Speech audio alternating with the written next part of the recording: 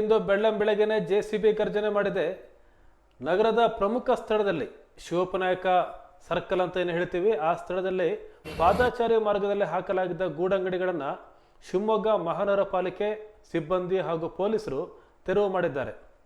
ಈ ಕಾರ್ಯಾಚರಣೆ ವೇಳೆ ಒಂದಿಷ್ಟು ಅಂಗಡಿ ಮಾಲೀಕರು ವಿರೋಧ ಒಡ್ಡಿದ್ದಾರೆ. ಕಾನೂನು ಬಾಹಿರವಾಗಿ ಹಾಕಲಾಗಿದ್ದ ಹೂವು ಮಾರಾಟ ಮಳಿಗೆ, ಹಣ್ಣಿನ ಅಂಗಡಿ, ಜ್ಯೂಸ್ ಸೆಂಟರ್ ಅಂಗಡಿಗಳನ್ನು ಪೊಲೀಸರು ಜೆಸಿಬಿ ಮೂಲಕ ತೆರವು ಮಾಡಿದ್ದಾರೆ. ಸಾರ್ವಜನಿಕರಿಗೆ ಅನುಕೂಲವಾಗುವಂತೆ ಈ ಕೆಲಸವನ್ನು ಮಾಡಿದ್ದಾರೆ. ಈ ಜಾಗದಲ್ಲಿ ಫುಟ್ಪಾತ್ನಲ್ಲೇ ಅಂಗಡಿಗಳನ್ನು ಹಾಕಲಾಗಿತ್ತು.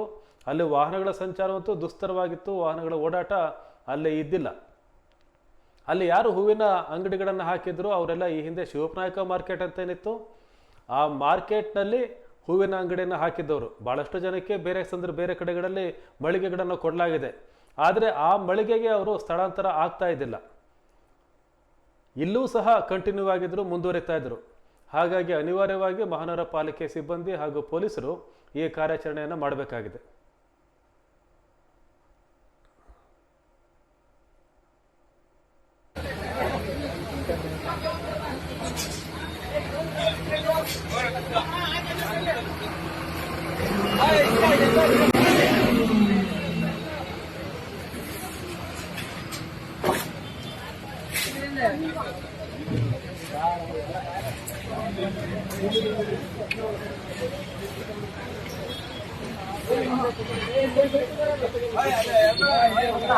Ay,